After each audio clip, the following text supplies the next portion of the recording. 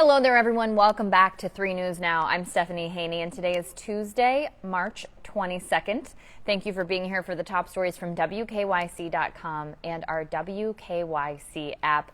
As a reminder, what we talk about here are the stories that matter most to you here in Northeast Ohio. These are the stories that you are clicking on, reading, and sharing from our website and our app. So let's start with a major story across the country today. Supreme Court nominee Ketanji Brown Jackson has had her first round of questioning. We've been live streaming it today. She's facing senator questions for the first time, defending her record as a federal judge and declaring that she will rule from a position of neutrality if she is confirmed as the first black woman on the highest court in the land, the Supreme Court of the United States. So she started the hearing today by responding to Republicans questioning whether she's too liberal in her judicial philosophy. So she said what she tries to do is she tries to understand the people who created the law, what the intent of those people were, and then relies on the words of the statute, but also looks to history and practice when the meaning may not be clear, as does happen when interpreting a statute. This was the first of 2 days of questioning. So today, Jackson and 22 members of the committee gave opening statements on Monday. Now, on Thursday, the committee will hear from legal experts before an eventual vote to move her nomination to the Senate floor. President Joe Biden chose Jackson in February as his nominee. This was fulfilling a campaign pledge that he had made to nominate a black woman to the Supreme Court for the first time in American history. Not only potentially being the first black woman to serve on the court if her nomination goes through successfully, but the first time to even be nominated for the opportunity. She would take the seat of Justice Stephen Breyer, who announced in January that he'll be retiring after 28 years on the court. Now, the Democrats in the Senate are hoping to move this through the confirmation before Easter, but Breyer is not leaving the court until after the current session ends, and that would be this summer.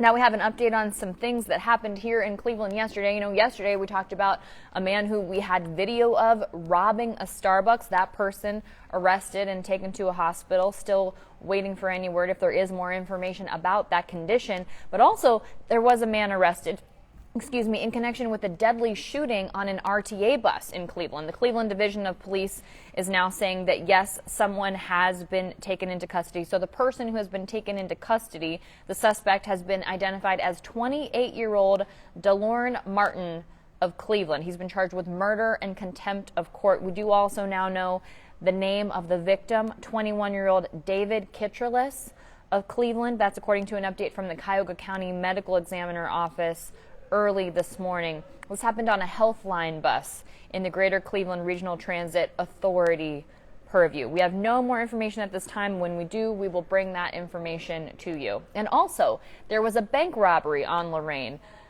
Not a great day for this particular area. So police in North Olmsted have announced that they have captured a suspect who they believe is the person who robbed the Fifth Third Bank in North Olmsted. That person has been identified as 25-year-old Adam Marshall of North Olmsted, and Marshall has been charged with robbery. Now let's take a look at what is happening on the international stage. We are now learning today that Ukraine has retaken an important Kyiv suburb as battle continues in the capital and in Mariupol as Russians continue to invade Ukraine. This was considered to be a strategically important area. Now, this is going on while Russians continue to try and occupy the port city of Mariupol. There were citizens that have been trying to get out of Mariupol, which has been under relentless bombardment from Russian forces. Officials are saying we're getting reports that there are blocks after blocks of not only destroyed buildings, but the bodies of people who have been killed in the streets.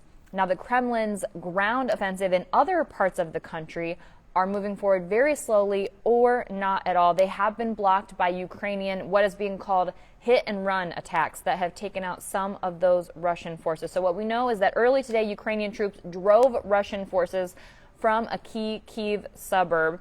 That's according to Ukraine's defense ministry. So they've regained some territory, which has allowed Ukrainian forces to retake control of a key highway. And what they're doing there is they're blocking Russian troops from surrounding Kyiv from the northwest. However, Russian forces have at least partially overtaken some northwest suburbs, and those have been under attack almost since the beginning of Russia's military invasion, which was nearly a month ago now. And in total, what we know from the United Nations is that Russia's invasion has driven more than 10 million people from their homes in Ukraine, which is almost 1/4 of the entire population.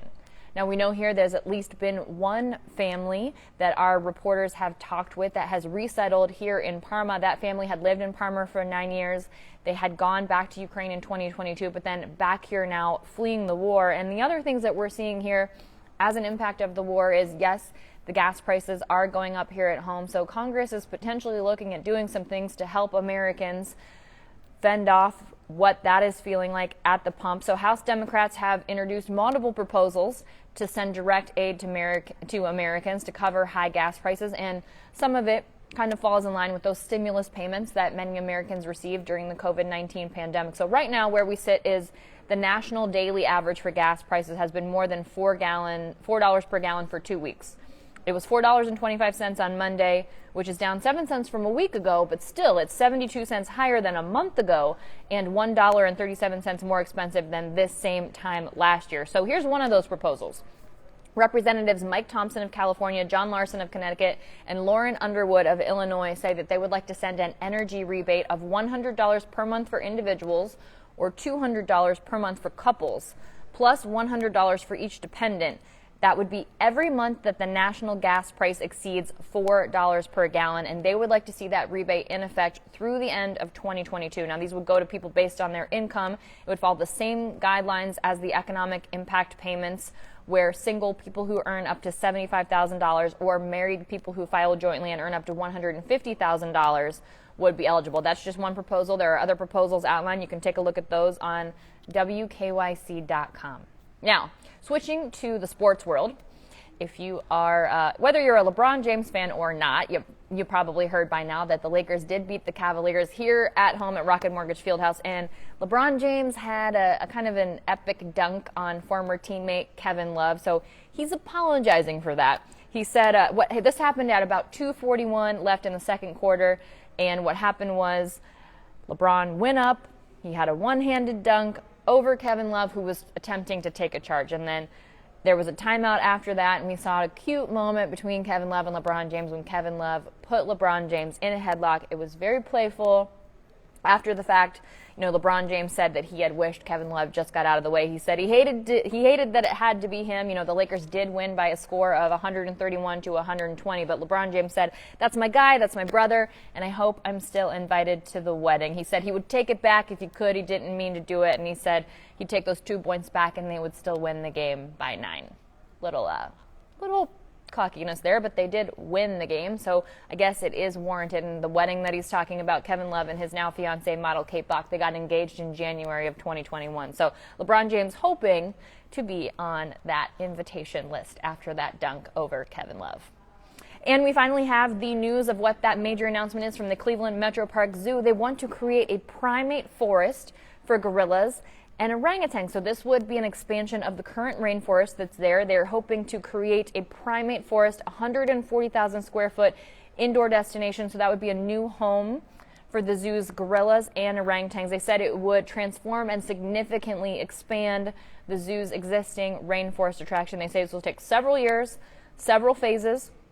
They hope to start construction as early as next year. They don't know the cost yet of the construction, but they are actively fundraising for the project, and they expect it to be funded mostly by philanthropic donations. And they say the initial expansion will focus on a 2-story cross-country mortgage forest gallery. So this will be a new entryway as well to the primate forest, and this will immerse guests in the wonders of the natural world through interactive technology, multi-story play structures, and more. And you know who will be very happy about this once it's done?